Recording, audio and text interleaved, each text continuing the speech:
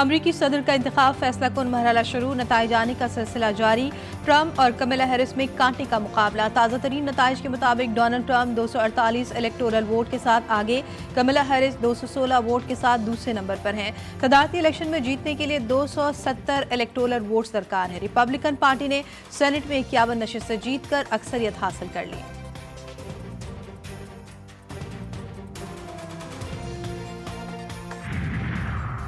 सात फैसला कुन रियासतों में से 5 स्विंग स्टेट्स में ट्रंप आगे, जबकि कमला हैरिस पीछे। ट्रंप को Georgia, north Carolina, Michigan, Wisconsin और पेंसिल्वेनिया में बढ़तरी हासिल। अब तक की गिनती और गैर सरकारी नताइज के मुताबिक ट्रंप को 5 स्विंग स्टेट्स में बढ़तरी हासिल है। स्विंग रियासतों के 93 इलेक्टोरल वोट जीत का फैसला करेंगे। अमरीकी तारीख में आज इलेक्शन का अहम तरीन दिन। वोटर्स पुरजोश, लोग अमरीका को दोबारा अजीम बनाना चाहते हैं। डोनाल्ड ट्रंप कहते हैं वोट गिनने के लिए 2 से 3 दिन लगने की कोई वजह नहीं। जो भी हमारे मुल्क में कानूनी तौर पर आना चाहता है आ सकता है। मैं सिर्फ गैर कानूनी तारकीन वतन के खिलाफ हूँ। अपने लोगों से कहता हूँ बेहतर मुस्तकबिल के लिए अपना वोट कास्ट करें।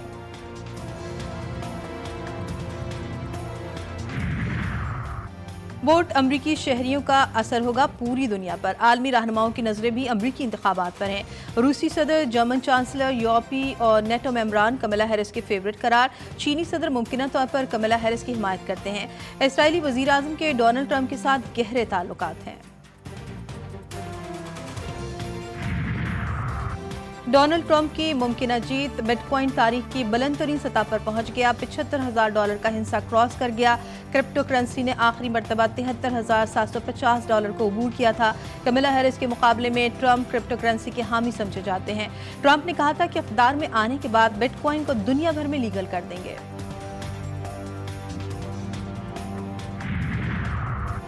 अमरीकी तारीख के अहम सदारती इंतखाबात। GTV न्यूज़ की खुसूसी नशरियात जारी।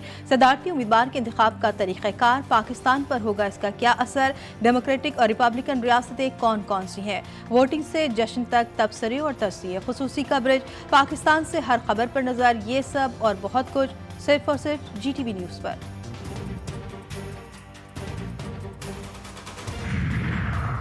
लाहौर आज भी शदीद धुंध की लपेट में। एयर क्वालिटी इंडेक्स में कमी, 700 पर आ गया। आलूदा तरीन शहरों पर फहरिस्त में पहला नंबर। फिजा इंतहाई मुज़र सेहत करार। स्मॉग के तदारुक के लिए क्रैकडाउन जारी। 24 घंटों में 11 लाख से ज़ायद जुर्माने।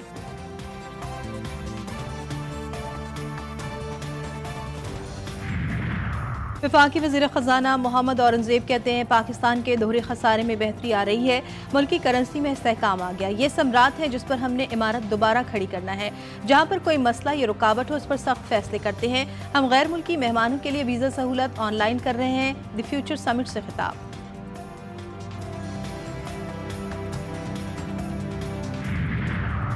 पाकिस्तान स्टॉक एक्सचेंज में तेजी का रुझान। 100 इंडेक्स में 405 पॉइंट्स का इजाफा।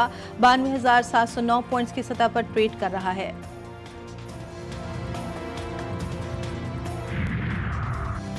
दुनिया को अमन का दर्स, लेकिन असद मोहल्लिक हथियार की दौड़ में सबसे आगे।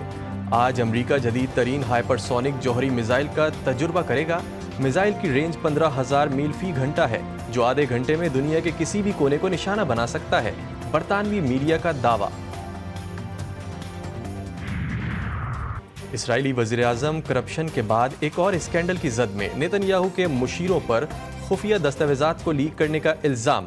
मीडिया मुशीर एली फिल्डेस्टन समेत मुतअद्दिद अफराद गिरफ्तार। तहकीकात शुरू। लीक्स के मरकजी किरदार एली इसराइली फौज से रिटायर्ड हैं। सिक्योरिटी ज़राए का कहना है कि इन लीक्स के रियासती सलामती को खतरे और यरगमालियों की रिहाई के मुज़ाकरात में खलल डाला है। नाजायज़ रियासत में हुकूमत को लेने के देने पड़ गए। इसराइली वज़ीर दिफा योव गैलनेट बरतरफ। ओपोजिशन जमात की एहतजाज की कॉल। कार्ड्स को नया वज़ीर दिफा मुकर्रर करने पर तेल अवीव की सड़कों पर पुरतशद्दुद मुजाहिरे। हज़ारों अफराद ने अपने वज़ीर आज़म को पागल शख्स करार दे दिया। नेतन्याहू का चीफ ऑफ स्टाफ रॉनेन बार को भी बरतरफ करने का मंसूबा। लबनान में इसराइली फौज के इंसानियत सोज मुजालिम ख़याम दिरुल ज़हरानी और तायर समेत कई इलाकों पर ज़मीनी और फ़िज़ाई हमले। 24 घंटों में मज़ीद 16 अफराद शहीद, 90 से ज़ायद ज़ख्मी। इसराइली ड्रोन हमले में एक मस्जिद भी तबाह। शोहदा की मजमूई तादाद 3,000 से तजावुज़ कर गई। 13,000 से ज़ायद زخمی۔ مسلسل جنگ اور حملوں کے باعث 12 لاکھ سے زائد لبنانی بے گھر، روزانہ کی بنیاد پر 600 سے زائد شہریوں کی نقل مکانی۔ غزہ میں اسرائیلی فوج کی دہشت گردی، غزہ پر شدید بمباری، 24 گھنٹوں میں 70 فلسطینی جان سے گئے، کمال عدوان اسپتال پر ایک بار پھر حملہ کیا گیا۔ شمالی غزہ پر بھی صہیونی فوج کے فضائی حملے، بیت الحیا میں بھی درجنوں فلسطینی لقمہ اجل بنے، شہداء کی مجموعی تعداد 43,391 ہو گئی، 1,22,000 سے زائد فلسطینی زخمی۔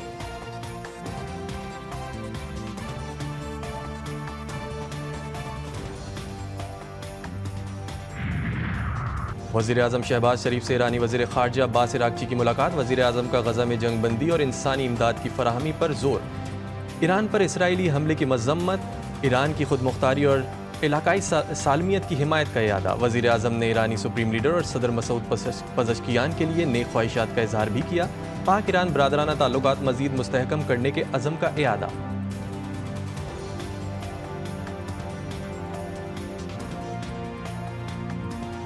اعلیٰ عدلیہ میں ججز کی تقرری، چیف جسٹس کی زیر صدارت جوڈیشل کمیشن کا پہلا اجلاس، جسٹس امین الدین کی سربراہی میں 7 رکنی آئینی بینچ تشکیل دے دیا گیا۔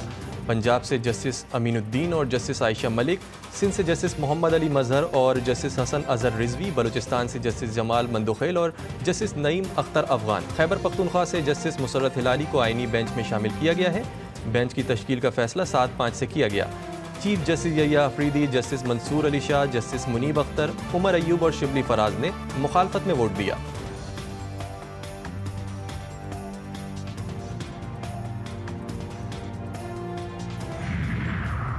دونوں ایوانوں میں ہونے والی قانون سازی پر سیاسی ہلچل، پی ٹی آئی رہنما اسد قیصر کی مولانا فضل الرحمان سے ملاقات، اعلیٰ عدلیہ اور فوج سے متعلق قانون سازی پر مشاورت کی گئی۔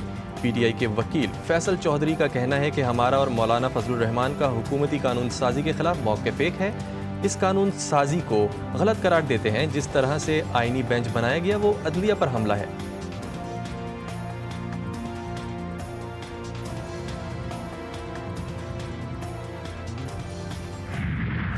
وعدوں سے مکرنا، مشاورت سے فرار اور کوارڈینیشن سے انکار، بلاول بھٹو حکومت سے ناراض، حکومتی اتحاد کی کشتی ہچکولے کھانے لگی، بلاول بھٹو نے بطور احتجاج گزشتہ ہفتے جوڈیشل کمیشن سے اپنا نام واپس لیا۔ بلاول کا کہنا ہے کہ حکومت نے جوڈیشل کمیٹی میں مسلم لیگ نون اور پی پی کی مساوی نمائندگی کے وعدے کو پورا نہیں کیا۔ حکومت کے ساتھ پی پی کے مستقبل کا فیصلہ پیپلز پارٹی کی سینٹرل ایگزیکٹو کمیٹی کرے گی۔ بلاول بھٹو وطن واپسی پر سینٹرل ایگزیکٹو کمیٹی کا اجلاس بلائیں گے، اہم فیصلے متوقع۔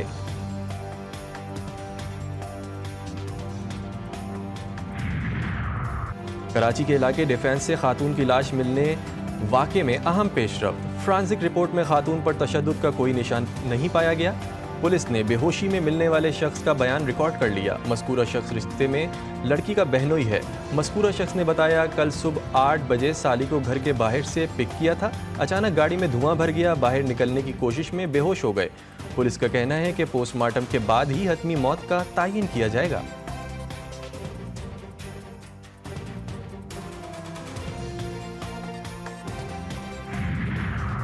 جنوبی وزیرستان میں نامعلوم ملزمان کا کار پر راکٹ لانچر سے حملہ، ملزمان کی اندھادھند فائرنگ سے پولیس اہلکار سمیت 3 افراد جاں بحق، لاشوں کو پوسٹ مارٹم کے لیے وانا اسپتال منتقل کر دیا گیا۔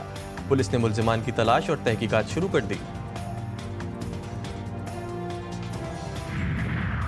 پسند کی شادی کرنا نوجوان جوڑے کو مہنگا پڑ گیا، لاڑکانہ کے بیت المال کالونی میں مسلح افراد کی فائرنگ سے میاں بیوی قتل، دونوں نے کچھ عرصہ قبل پسند کی شادی کی تھی۔ قتل کی واردات کے بعد ملزمان فرار، پولیس نے تحقیقات شروع کر دیں۔